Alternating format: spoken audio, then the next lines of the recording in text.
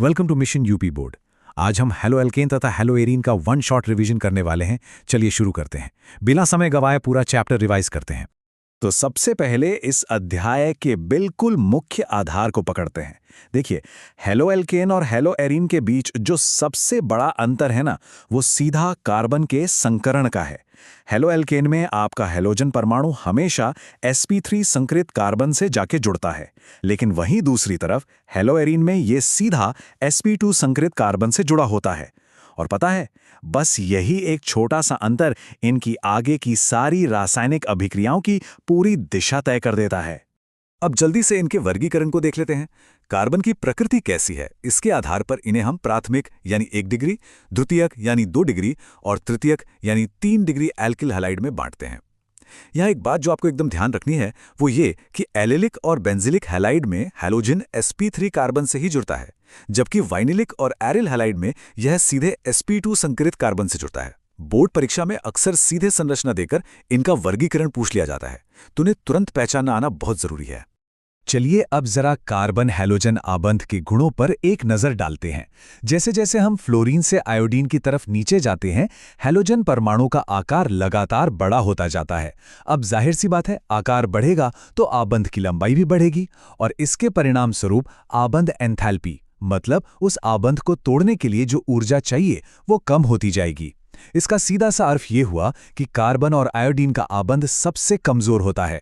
परीक्षा के दृष्टिकोण से ये पैटर्न बहुत महत्वपूर्ण है। अब आते हैं इन्हें बनाने की कुछ बहुत ही महत्वपूर्ण विधियों पर। एल्किल हैलाइड बनाने का जो सबसे बेहतरीन तरीका माना जाता है वो है अल्कोहल की थायोनाइल क्लोराइड यानी SOCl2 के साथ अभिक्रिया। अब आप सोचेंगे, इसे ही प्राथमिकता क्यों दी जाती है? वो इसलिए क्योंकि इसमें जो सह-उत्पाद बनते हैं ना, वो गैसें होती हैं जो आसानी से उड़ जाती हैं और हमें बिल्कुल शुद्ध एल्किल हैलाइड मिल जाता है। इसके अलावा इन्हें हाइड्रोकार्बन से और हैलोजन विनिमय द्वारा भी बनाया जा सकता है। इसमें वो सॉर्ट्स अभिक्रिया बहुत महत्वपूर्ण है, जहां धात्विक फ्लोराइड जैसे AgF का उपयोग करके हम एल्किल फ्लोराइड बनाते हैं। इसे बिल्कुल मत भूलिएगा। भौतिक गुणों की बात करें तो बोर्ड में सबसे ज्यादा प्रश्न क्वथनांक से ही आते हैं। समान एल्किल समूह के लिए क्वथनांक का क्रम बिल्कुल सीधा है। आयोडाइड का सबसे अधिक, फिर ब्रोमाइड, क्लोराइड और एकदम अंत में फ्लोराइड। ऐसा क्यों? क्योंकि हैलोजन का द्रव्यमान और आकार बढ़ रहा है। और हाँ, दूसरा सबसे जरूरी नियम एकदम रट लीजिए।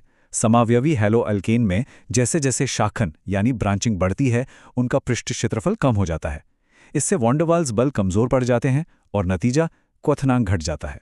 उदाहरण के लिए 2-ब्रोमो-2-मिथिल प्रोपेन का क्वथनांक अपने सभी समावयवियों में सबसे कम ही होगा।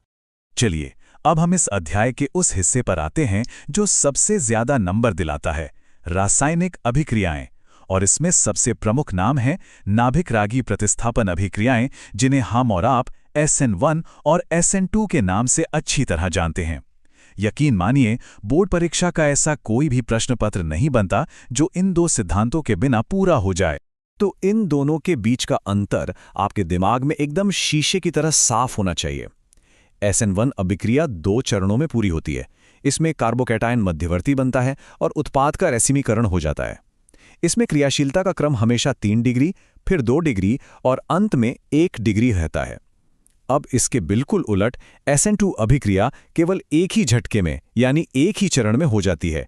इसमें एक संक्रमण अवस्था बनती है और विन्यास का पूरी तरह से प्रतिपन्न हो जाता है, जैसे तेज हवा में छाता उल्टा हो जाता है।